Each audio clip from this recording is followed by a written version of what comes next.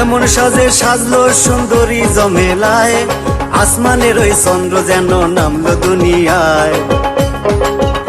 আমি কি বলবো তার রূপের গো কথা, আরে দেখলে জোড়ায় মনের ব্যথা গো। কি বলবো তার রূপের গো কথা। সালাম দিয়ে জমেলায় চেয়ারেতে বসিল, মেয়ে দেখে তালুকদার পছন্দ যে করিল।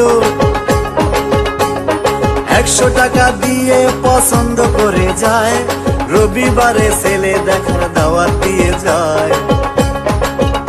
আমি এই মেয়েকেই নিব গো ঘরে, তারে ধরছে আমার এই অন্তরে গো। এই মেয়েকেই নেব গো ঘরে।